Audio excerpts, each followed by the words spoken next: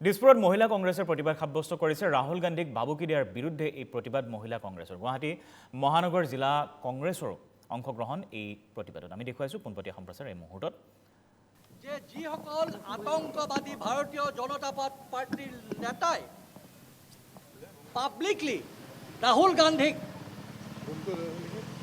সন্ত্ৰাস চলোৱাৰ কথা আনিছে সেইসকলক অনতি পলমে পিঞ্জৰাবদ্ধ কৰক এইটো হৈছে আমাৰ কংগ্ৰেছৰ ডিমাণ্ড सच्चाई तो ये है कांग्रेस का उत्थान देखकर और राहुल जी का अपना लक्ष्य का तरफ आगे बढ़ने के लिए बीजेपी डर गया है और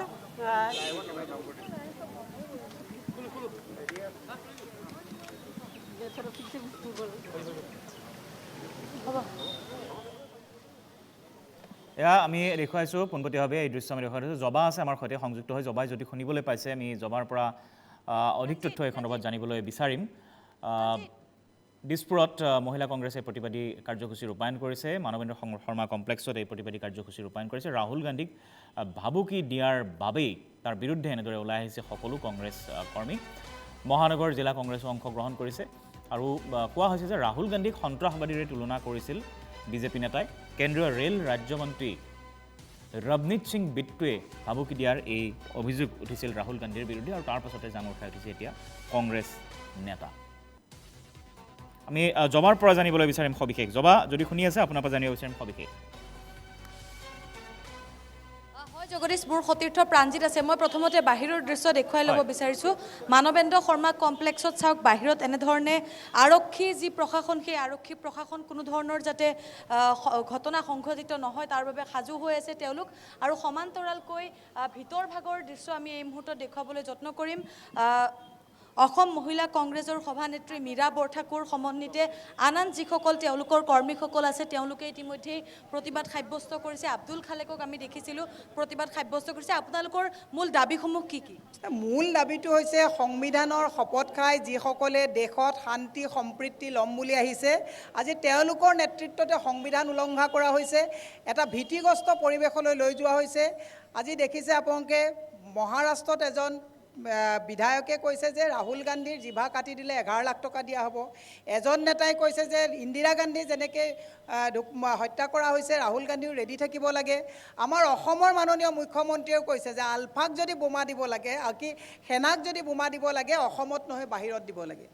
এনেকুৱা পৰিচিতমূলক বাতৰি পৰিৱেশন কৰি অশান্ত এটা পৰিৱেশৰ সৃষ্টি কৰা এই সাংবাদিক পোষ্টত থকা লোকসকলক অতি শীঘ্ৰে একচুৱেলি অযোগ্য ঘোষণা কৰিব লাগে এওঁলোকক কৰায়ত্ব কৰিব লাগে ৰাহুল গান্ধী ডাঙৰীয়াৰ জনপ্ৰিয়তাত ত্ৰস্তমান হৈ এতিয়া এই বিজেপি চৰকাৰে বিভিন্ন তেওঁলোকৰ ভেৰণীয়া গুণ্ডা হিচাপে কিছুমান মানুহক ৰাহুল গান্ধীক ৰুদ্ধ কৰিবৰ কাৰণে তেওঁলোকে যি ষড়যন্ত্ৰত লিপ্ত হৈছে তাক আমি প্ৰতিবাদ জনাইছোঁ আৰু এনে কাৰ্যক আমি কোনো কাৰণে সহ্য নকৰোঁ আৰু ৰাহুল গান্ধী পৰিয়ালে তেওঁলোকৰ ত্যাগ ইন্দিৰা গান্ধীৰ ত্যাগ ৰাজীৱ গান্ধী ডাঙৰীয়াৰ ত্যাগ জৱাহৰলাল নেহৰু ডাঙৰীয়া তেওঁলোকে গোটেই ভাৰত স্বাধীন কৰাৰ যিবিলাক ত্যাগ এই ত্যাগৰ ওচৰত বিজেপিৰ একচুৱেলি কোনো ত্যাগৰ মূল্য তেওঁলোকে বুজি নাপায় সেয়ে আমি কৈছোঁ যে এনেকুৱা পৰিচিত বাতৰি পৰিৱেশন কৰি যাতে ৰাহুল গান্ধী ডাঙৰীয়াকে নহয় কাৰো লগত যাতে এনেকুৱা ভীতিগ্ৰস্ত পৰিৱেশ সৃষ্টি নহয় তাৰ কাৰণে আমি সকীয়াই দিছোঁ আৰু আমাৰ প্ৰতিবাদ কাৰ্যসূচী আজি আমি ইয়াত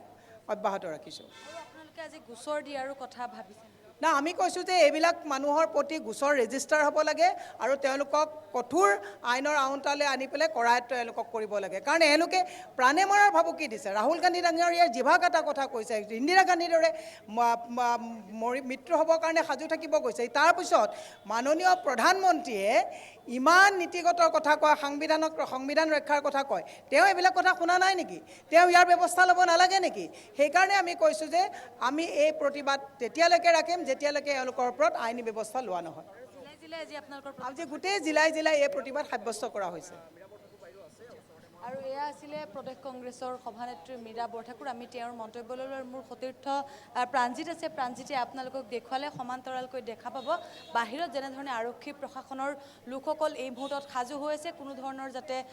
ঘটনা সংঘটিত নহয় বা দুৰ্ঘটনা যাতে সংঘটিত নহয় তাৰ বাবে ৰাহুল গান্ধীৰ বিৰুদ্ধে যি মন্তব্য কৰিছে বিভিন্ন সাংসদে তাৰ বিৰুদ্ধে অসমত জিলাই জিলাই এনেধৰণৰ প্ৰতিবাদ আৰু গুৱাহাটীৰ মানৱেন্দ্ৰ শৰ্মা কমপ্লেক্সত মীৰা বৰঠাকুৰ অসম প্ৰদেশ মহিলা কংগ্ৰেছৰ লগতে গুৱাহাটী মহানগৰ জিলা কংগ্ৰেছৰ অৰ্ধশতাধিক কৰ্মী এনেধৰণে উত্তাল প্ৰতিবাদ সাব্যস্ত কৰে।